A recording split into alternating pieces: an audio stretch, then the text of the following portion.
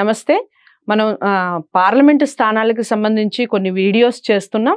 ఈ వీడియో ద్వారా divine astrology నుంచి ఉదయ్ భాస్కర్ గారు మనకు వివరిస్తారు. అరక్కి సంబంధించి పార్లమెంట్ స్థానం ఎవరికి రాబోతుంది, ఎన్ని నియోజకవర్గాల్లో ఏ ఏ పార్టీ స్థానాలు గెలుచుకోబోతోంది, అటు వైసీపీనా ఇటు కూటమి, ఈ విషయాలు కూడా వివరిస్తారు. ఆ నియోజకవర్గాల్లో దానికి సంబంధించి అరకుకి సంబంధించి వీడియో చేయబోతున్నాం. వీడియోని స్కిప్ చేయకుండా చూడండి. నమస్కారం అండి. నమస్తే అమ్మా. సో అరకుకి సంబంధించి చెప్పండి గురువు గారు. అరకులో ఏ పార్లమెంట్ స్థానం ఎవరికి వస్తుంది, అలాగే నియోజకవర్గాల వారీగా ఎవరు గెలుస్తారు? తప్పకుండా గత వీడియోలో మనం చెప్పుకున్నట్టే ఇప్పటికైతే మార్పు ఏం లేదమ్మా. అరకు పార్లమెంటు వైసీపీ గెలుస్తుంది.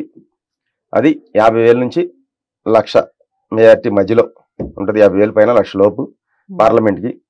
అలాగే అరకు పార్లమెంట్లో 7 అసెంబ్లీ నియోజకవర్గాలు ఉన్నాయి.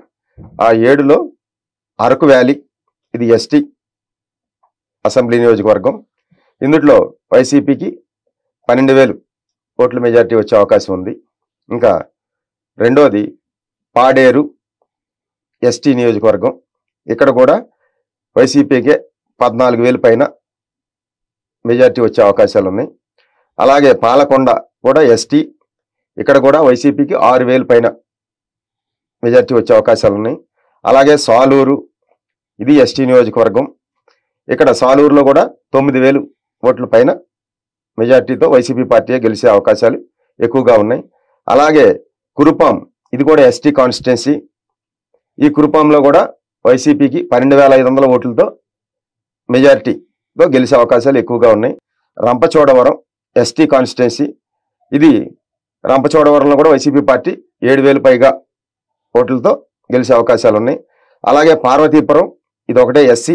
ఇందుట్లో ఇక్కడ పార్వతీపురంలో కూడా 9,500తో వైసీపీ పార్టీ గెలిచే అవకాశాలు ఉన్నాయి.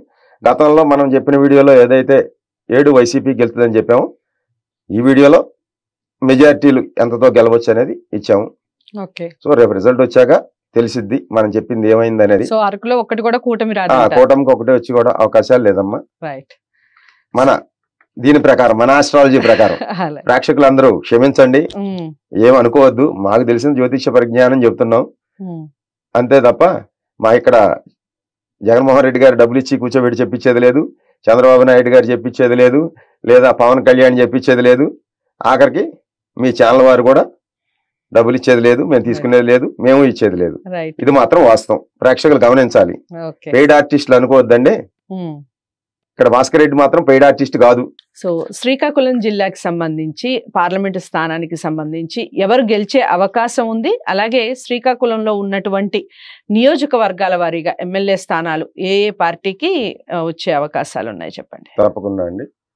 శ్రీకాకుళం పార్లమెంటు స్థానంలో పోటీ చేసే ప్రధాన పార్టీ అభ్యర్థుల్లో ఇక్కడ శ్రీకాకుళం పార్లమెంటుకి టీడీపీ, జనసేన, బీజేపీ కూటమికే అవకాశాలు ఉన్నాయి. అది కూడా 45,000 పైగా కూటమి అభ్యర్థి పార్లమెంటుకి తప్పకుండా గెలుస్తాడు. ఇక రెండోది, ఈ శ్రీకాకుళం పార్లమెంట్లో ఉన్న నియోజకవర్గాలు, ఎమ్మెల్యే నియోజకవర్గాల్లో ఆముదాల వలస ఎమ్మెల్యేగా 6,200 ఓట్లతో వైసీపీ గెలిచే అవకాశాలు ఉన్నాయి. రెండోది ఇచ్చాపురం అసెంబ్లీ నియోజకవర్గంలో 7,300 ఓట్లతో కూటమి అభ్యర్థి గెలిచే అవకాశాలు ఉన్నాయి. అలాగే టెక్కలి అసెంబ్లీ నియోజకవర్గంలో కూడా 7,000 పైచిలుకు ఓట్లతో కూటమి గెలిచే అవకాశం ఉంది. నరసన్నపేట ఒక 5,000 మెజార్టీతో వైసీపీ గెలిచే అవకాశం ఉంది. ఇంకా పలాస 10,100 ఓట్లతో కూటమి గెలిచే అభ్యర్థులు గెలిచే అవకాశం ఉంది.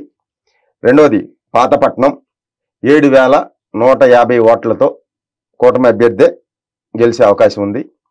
ఇక ఏడోది అయినటువంటి శ్రీకాకుళం 7,230 ఓట్ల వరకు వచ్చి వైసీపీ అభ్యర్థి గెలిచే అవకాశం ఉంది. శ్రీకాకుళం పార్లమెంట్ కూటమికి వెళ్తుంది. అలాగే కూటమికి 4 ఎమ్మెల్యే సీట్లు, వైసీపీకి 3 ఎమ్మెల్యే సీట్లు వస్తాయని నా జ్యోతిష్యం చెబుతుంది. సో కర్నూలుకి సంబంధించి పార్లమెంటు స్థానం ఎవరు కైవసం చేసుకుంటున్నారు, అలాగే అసెంబ్లీ స్థానాలకు సంబంధించి కూటమి, వైసీపీ ఎన్నెన్ని స్థానాలు గెలవబోతారు? కర్నూలు పార్లమెంటు 40,000 ఓట్ల మెజార్టీతో వైసీపీకి అవకాశాలు ఉన్నాయి. అలాగే అసెంబ్లీ నియోజకవర్గాలు ఆదోని సాయి ప్రసాద్ రెడ్డి గారికి 4 నెలల క్రితం 6,000 చెప్పాను. ఇప్పుడు 12,000 మెజార్టీతో సాయి ప్రసాద్ రెడ్డి గారు గెలుస్తున్నారు.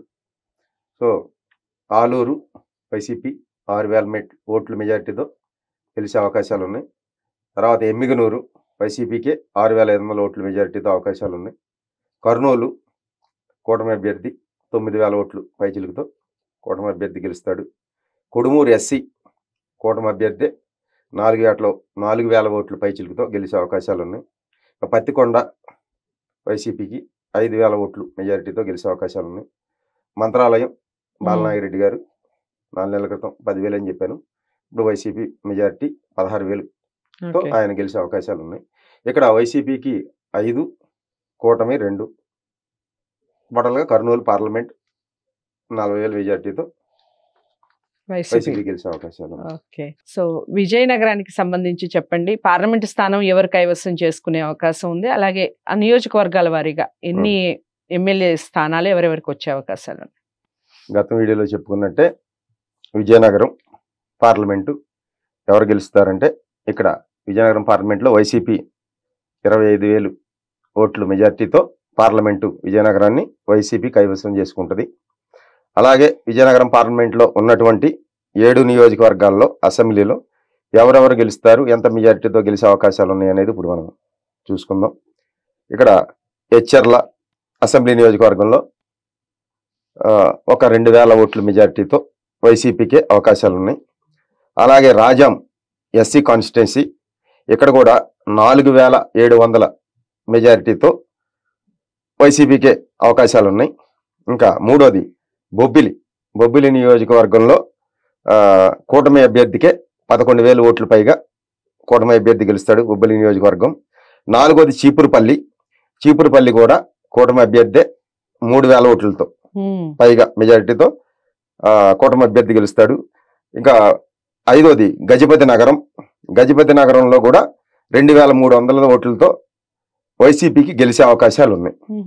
ఇక 6వది నెల్లిమర్ల అసెంబ్లీ నియోజకవర్గంలో కూటమి అభ్యర్థి 3,600 ఓట్లతో కూటమి అభ్యర్థి గెలిచే అవకాశాలు ఉన్నాయి. అలాగే విజయనగరం వైసీపీ అభ్యర్థి అసెంబ్లీకి 9,000 ఓట్లు పైచిలుకు మెజారిటీతో వైఎస్ఆర్ కాంగ్రెస్ పార్టీ అభ్యర్థి గెలిచే అవకాశాలు ఉన్నాయి. ఇక్కడ 4 వైసీపీ, కూటమి 3 గెలుస్తాయి. విజయనగరం పార్లమెంట్ మాత్రం 25,000 పైచిలుకుతో వైసీపీ ఎంపీ అభ్యర్థి గెలిచే అవకాశాలు ఉన్నాయి. ఓకే, సో అదండి విజయనగరానికి సంబంధించి కూడా వైసీపీకే ఎక్కువ పవనాలు వీస్తున్నాయి, ఫ్యాన్ ఎక్కువగా వీస్తోంది, గాలి ఎక్కువగా వస్తుంది. 4 స్థానాలు కైవసం చేసుకునే అవకాశం ఉంది విజయనగరానికి సంబంధించి. పార్లమెంటు స్థానంతో సహా మీకు వైసీపీనే గెలిచే అవకాశం ఉంది. అందరికీ చేరువ చేయండి. ఎంతవరకు కరెక్ట్ ఈ రిజల్ట్స్, ఈ అనాలిసిస్ ఎంతవరకు కరెక్ట్ అనేది తప్పకుండా ఎలక్షన్స్ అయిన తర్వాత, రిజల్ట్స్ వచ్చిన తర్వాత నిజమైన లేకపోతే కాకపోయినా తప్పకుండా మళ్ళీ ఉదయ్ భాస్కర్ గారితో నేను వీడియో చేసే ఛాన్స్ ఉంటుంది. సో అందరికీ చేరువ చేయండి. తదుపరి వీడియోతో మళ్ళీ కలుస్తాను. ఇంతవరకు సెలవు, నమస్తే.